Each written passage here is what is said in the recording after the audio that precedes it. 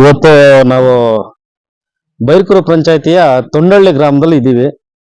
ಏನ್ ವಿಶೇಷತೆ ಅಂತಂದ್ರೆ ತುಂಬಾ ಖುಷಿ ಆಗುವಂತ ಒಂದು ವಿಶೇಷ.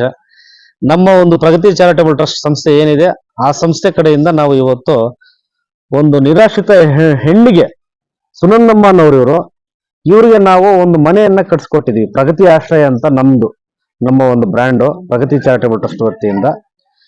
ಸೊ ನಾವು ಇವ್ರಿಗೆ ಯಾಕೆ ಮನೆ ಕಟ್ಸ್ಕೊಟ್ಟಿದೀವಿ ಅಂತಂದ್ರೆ ಸುಮಾರು ಒಂದು 6 ತಿಂಗಳ ಹಿಂದೆ ನಾವು ತೊಂಡಳ್ಳಿ ಗ್ರಾಮಕ್ಕೆ ಬಂದ್ವಿ.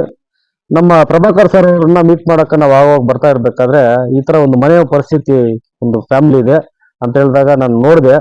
ನಿಜವಾಗ್ಲೂ ಈ ಮನೆ ಯಾವ ರೀತಿ ಇತ್ತಪ್ಪ ಅಂತಂದ್ರೆ ಜನರು ಇಂಥ ಮನೆಯಲ್ಲಿ ಕೂಡ ವಾಸ ಮಾಡ್ತಾರ ಅಂತ ಕೂಡ ಈ ಕಾಲದಲ್ಲಿ, ಅದು 2025ನೇ ಕಾಲದಲ್ಲಿ ಈ ಟೆಕ್ನಾಲಜಿ ಇಷ್ಟೊಂದು ಬೆಳೆದಿರುವಂತ ಕಾಲಘಟ್ಟದಲ್ಲಿ ಇಂಥ ಮನೆಯಲ್ಲಿ ಕೂಡ ವಾಸ ಮಾಡ್ತಾರ ಅನ್ನೋ ಒಂದು ಪರಿಸ್ಥಿತಿಯನ್ನು ನೋಡಿ ನಾನು ನಿಜವಾಗ್ಲೂ ಬೇಜಾರಾಯ್ತು. ಅದು ಸರ್ಕಾರಗಳ ವೈಫಲ್ಯವೋ ಅಥವಾ ಅವರ ಒಂದು ಫೈನಾನ್ಷಿಯಲ್ ಕಂಡೀಷನ್ಸ್ ನಮ್ಗೆ ಗೊತ್ತಿಲ್ಲ. ಸೊ ಹಲವಾರು ರೀಸನ್ಸ್ ಇರ್ಬೋದು, ಬಟ್ ನಮ್ಮ ಗಮನಕ್ಕೆ ಬಂದಾಗ ಅಷ್ಟು ಮಾತ್ರ ಇತ್ತು.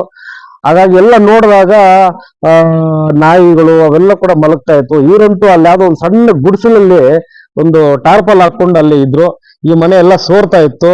ಆಮೇಲೆ ಕಿಟಕಿಗಳು ಬಾಗಿಲು ಯಾವುದೂ ಇರ್ಲಿಲ್ಲ.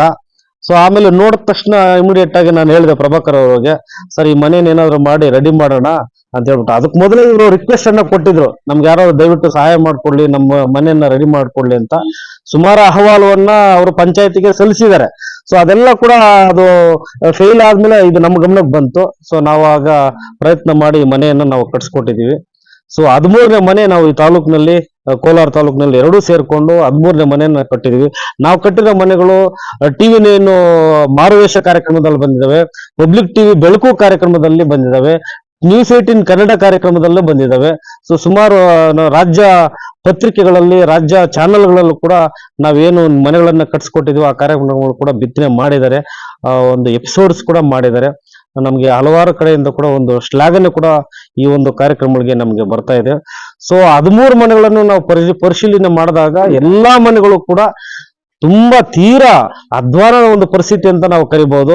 ದುರಸ್ತಿ ಪರಿಸ್ಥಿತಿ ಆ ರೀತಿ ಇತ್ತು. ಅಂತ ಪರಿಸ್ಥಿತಿಯಲ್ಲಿ ಇರುವಂತ ಒಂದು ನಿರಾಶ್ರಿತ ಕುಟುಂಬಗಳನ್ನೇ ನಾವು ಸೆಲೆಕ್ಟ್ ಮಾಡಿ ಪಂಚಾಯತಿ ಕಡೆಯಿಂದ ಆಗಿರ್ಬೋದು, ಸರ್ಕಾರದ ಕಡೆಯಿಂದ ಆಗಿರ್ಬೋದು, ಅವ್ರ ಕಡೆಯಲ್ಲಿ ಆಗದೆ ಇರುವಂತ ಒಂದು ಕೆಲವಾರು ಪ್ರಾಬ್ಲಮ್ಸ್ ಅನ್ನ ಇರುವಂತ ಒಂದು ಸಿಚುವೇಶನ್ ಅನ್ನು ನೋಡಿ ನಾವು ಕಟ್ಸ್ಕೊಡ್ತಾ ಇದೀವಿ.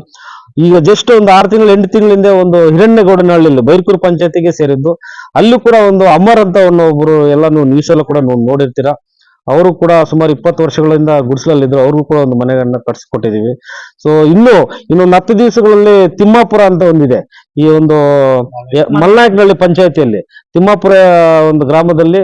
ಅಲ್ಲೂ ಕೂಡ ಮನೆ ಎಲ್ಲ ಫಿನಿಶ್ ಆಗ್ಬಿಟ್ಟಿದೆ, ಬರೀ ಪೇಂಟ್ ಒಂದು ಆಗ್ಬೇಕಾಗಿದೆ. ಅದಾದ್ಮೇಲೆ ಅದನ್ನು ಕೂಡ ನಾವು ಇನಾಗ್ರೇಷನ್ ಅನ್ನ ಮಾಡ್ಕೊಳ್ಳುವಂತ ವ್ಯವಸ್ಥೆಯನ್ನ ನಾವು ಮಾಡ್ಕೊಳ್ತೀವಿ.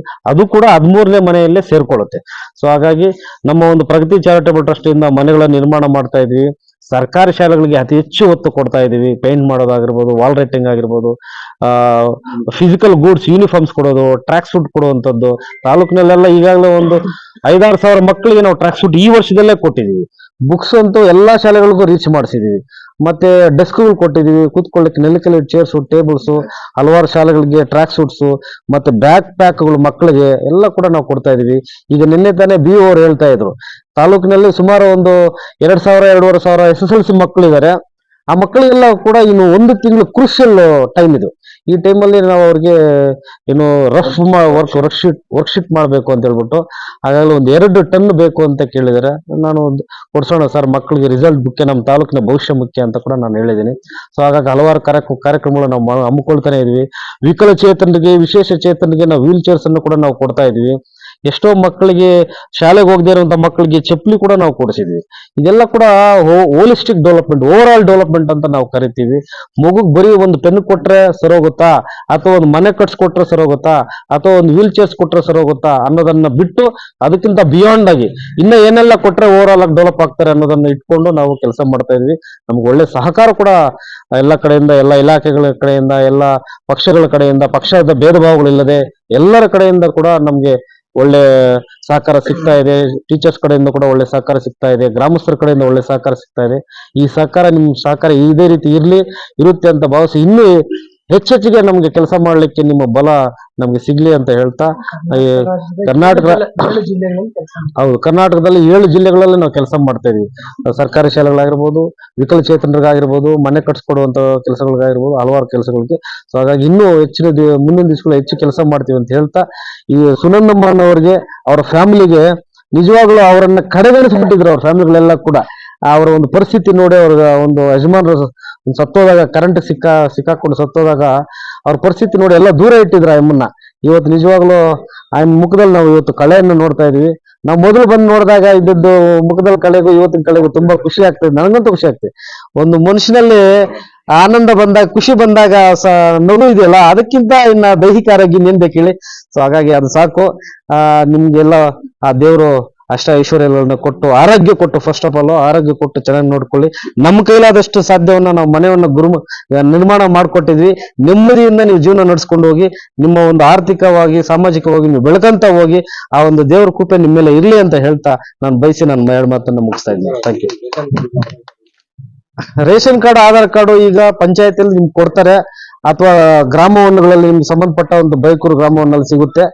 ಕೊನೆ ಪಕ್ಷ ಸಿಕ್ಕಿಲ್ಲ ಅಂತಂದ್ರೆ ನಮ್ಮ ಕಡೆಯಿಂದ ಕೂಡ ಒಬ್ಬ ವ್ಯಕ್ತಿ ಇದ್ದಾರೆ, ಹರೀಶ್ ಅಂತ, ಅವ್ರಿಗೆ ನೀವು ಕೂಡ ಅವ್ರು ಮಾಡ್ಕೊಡ್ತಾರೆ. ಓಕೆನಾ? ನಾವು ಕೂಡ ಸಂಬಂಧಪಟ್ಟ ಅಧಿಕಾರಿಗಳಿಗೆ ಒಂದು ಕಿವಿ ಮಾತು ತಿಳಿಸ್ತೀವಿ ಸರ್, ದಯವಿಟ್ಟು ಬಡ ಹೆಣ್ಣು ಮಗು ಸರ್ ಮಾಡ್ಕೊಡಿ ಅಂತ ಹೇಳ್ತೀವಿ. ಗ್ರಾಮ ಪಂಚಾಯತಿ ಸದಸ್ಯರಿಗೆ ಎಲ್ಲರಿಗೂ ಹೇಳ್ತೀವಿ, ಪ್ರಯತ್ನ ಮಾಡ್ತೀವಿ. ಖಂಡಿತ ಆಗುತ್ತೆ. ಒಳ್ಳೇದಾಗ್ಲಿ. Thank you. ಓಕೆ.